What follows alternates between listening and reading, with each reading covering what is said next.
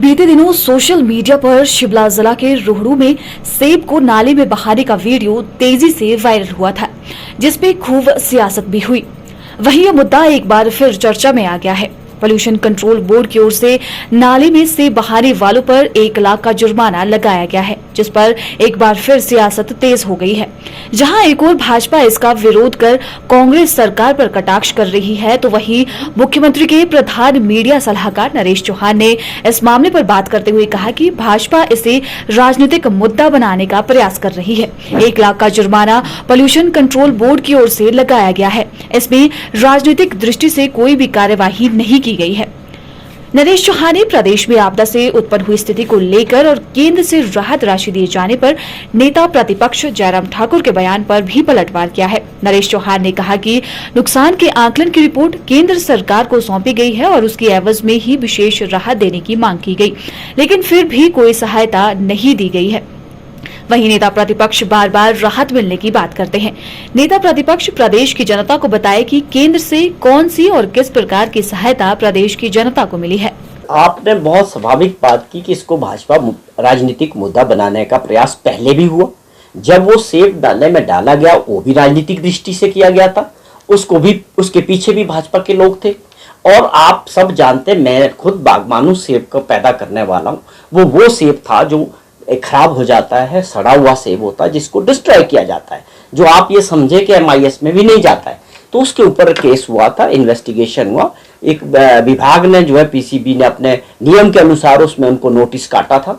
शायद वो वहाँ हाजिर नहीं हुए या क्या हुआ, ये एक नियम अनुसार कार्रवाई है। इसमें राजनीतिक दृष्टि से कोई कार्रवाई नहीं हुई होगी और ये विभाग इसको अपने लेवल पे मुझे लगता है कि सॉर्ट आउट करेगा। नहीं, सवाल ये नहीं है कि 1 लाख रुपए का जुर्माना है। सवाल ये था कि मंशा क्या थी, आपने क्यों किया, आपकी मंशा क्या थी, कौन सी सड़क बनती। जब इसकी जानकारी हमने भी ली है, लोगों से पता किया, तो वो सीधी तौर पे सड़कें बंद कोई नहीं थी, लेकिन वो राजनीतिक दृष्टि से डाला गया और उसको वीडियो बना के उसको भाजपा के लोगों ने उसको शेयर किया, भाजपा के नेताओं ने शेयर किया। उसके पीछे जो मंशा थी वो सब समझ रहे थे। तो कार्रवाई हुई है, वो तो नियम अनुसार है, उसमें कोई भेदभाव नहीं है। अगर वो जाएंगे उनके पास, पोल्यूशन कंट्रोल बोर्ड के पास, जिनको नोटिस आया है, ये वहां तक मामला है।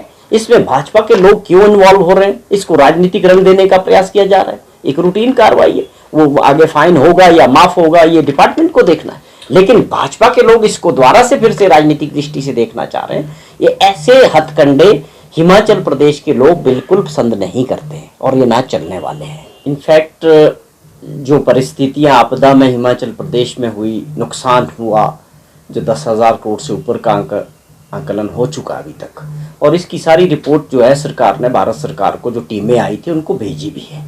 और उसके एवज में बार बार आग्रह करने के बावजूद कि हमें कुछ इसके मदद मिलनी चाहिए थी, और ख़ास तौर पे एक स्पेशल पैकेज की जो डिमांड माननीय मुख्यमंत्री जी ने देश के प्रधानमंत्री जी से और गृह मंत्री जी से की कि अगर भारत सरकार छोटे राज्य की, पहाड़ी राज्य हिमाचल प्रदेश एक गरीब राज्य है, हम आप समझे एक स्पेशल पैकेज में होता है, हमारी सारी स्कीमें 90-10 में होती है या 80-20 में होती है, विशेष राज्य का दर्जा हमारे को प्राप्त है।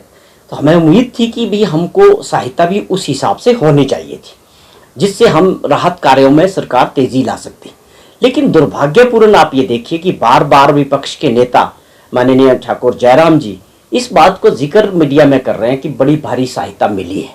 हमारी आपसे एक प्रार्थना है, आप लोगों के जरिए हम पूछना चाहते हैं कि आप उसका एक पूरा डाटा हमको बताएं, प्रदेश की जनता को भी बताएं कि कौन सी सहायता और किस प्रकार से प्रदेश सरकार को जो है अभी तक मिली है, ये बताने का कष्ट करें।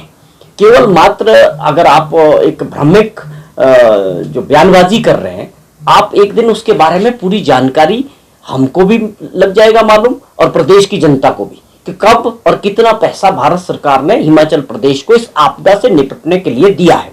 पहले भी बार बार कांग्रेस के सभी मुख्यमंत्री और सभी नेता या मिनिस्टर्स इस बात का जिक्र कर चुके हैं कि जो नड्डा साहब आए थे उस 200 करोड़ रुपया उनके आने के बाद जरूर मिला है। उससे पहले जो पैसा मिला है, वो जो आपदा का बजट होता है राज्य का, वो हमको जो है मिला है। उसमें 180 करोड़ रुपए की किस्त एक थी और 180 करोड़ रुपए की किस्त दूसरी जो दिसंबर में ड्यू थी उसको एडवांस पेमेंट किया। उसके बाद 315 करोड़ रुपया जो 20 और 21 का भारत सरकार के पास आपदा का पैसा हिमाचल प्रदेश का था, उसमें से 189 करोड़ रुपया जो है जरूर हमको मिला है। तो ये सारा पैसा अभी तक मिला है, 200 करोड़ रुपया नड्डा जी के आने के बाद मिला है।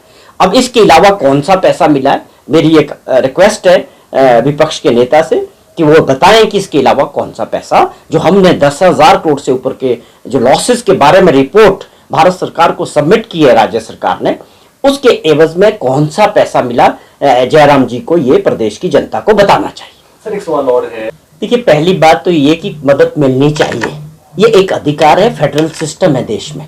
हम एक विशेष श्रेणी का राज्य है और हमारा जो टैक्स सिस्टम है, कलेक्शन ऑफ टैक्स है, इनकम टैक्स है, जीएसटी है, सारा देश के पास जाता है, उसके बाद मिलता है, हमारा अधिकार भी है। अगर हम इस वक्त बुरे वक्त में हैं, प्रदेश की जनता बुरे वक्त में है, तो ये जिम्मेवारी भी है भारत सरकार की कि हमारी मदद के लिए वो खड़े हों।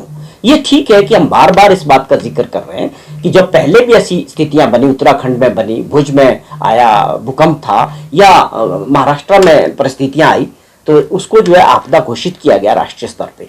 लेकिन अगर आप वो नहीं कर सकते हैं तो कम से कम हम स्पेशल पैकेज की बात कर रहे हैं, जो हमारा एक अधिकार भी बनता है और मानवता के आधार पे भी भारत सरकार को इस पे गौर करना चाहिए।